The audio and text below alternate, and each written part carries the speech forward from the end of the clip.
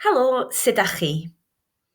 This week we're going to be learning how to count the years in Cymraeg in Welsh.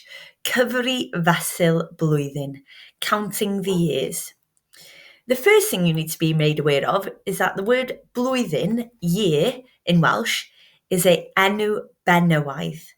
Enw benywaidd, meaning that the word year is a feminine noun in Welsh. Enw benywaidd. The main thing to remember about any feminine noun is that the numbers 2, 3 and 4 change. So instead of dau, it turns to dwy, tri to tair, and pedwar to pedair. Make a note of those. Any feminine noun in Welsh, the numbers 2, 3 and 4 change.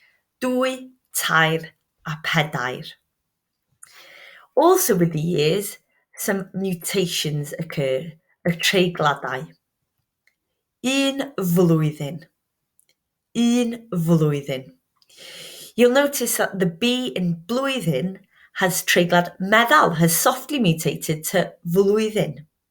Un flwyddyn. Dwy Flynedd. Dwy Flynedd. Again, treiglad meddal, a soft mutation, and we've remembered to say dwy instead of dau for 2. Tair Blynedd.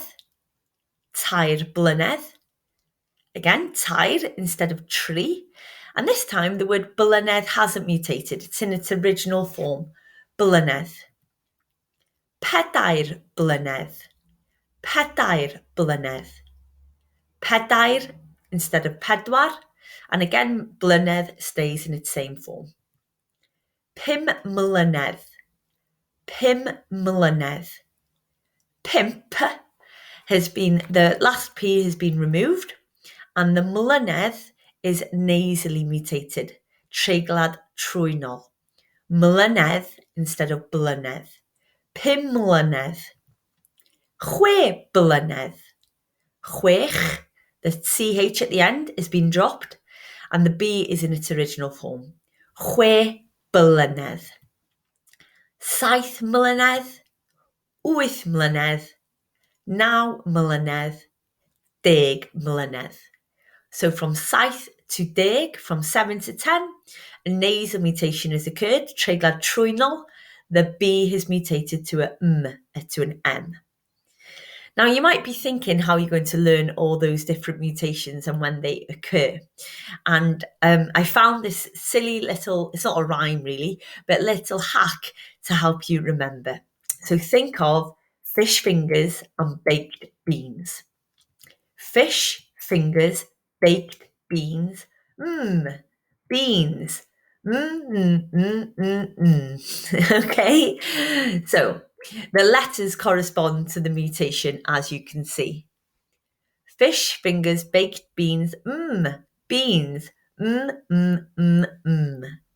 Okay, so like I said, it is a bit silly, a bit of a hack, but it might help you remember which mutations occur. Have a look at these examples. Ers pryd dach chi'n gweithio yn ysbyty Glan Clwyd? Ers pryd dach chi'n gweithio yn ysbyty Glan Clwyd? Am 2 blynedd. Am 2 blynedd. For 3 years. Pryd wnaethoch chi dorri eich coes? Pryd wnaethoch chi dorri eich coes? When did you break your leg? Chwe blynedd yn ôl. Chwe blynedd yn ôl. 6 years ago. Sawl flynedd oeddech chi yn y brifysgol? Sawl flynedd oeddech chi yn y brifysgol? Am 4 blynedd. Am 4 blynedd. For 4 years. So remember, years in Welsh are feminine, therefore dwy, tair and pedair for 2, 3 and 4. And then there's a mixture of mutations there. But remember your fish fingers and baked beans. Diolch, hwyl fawr.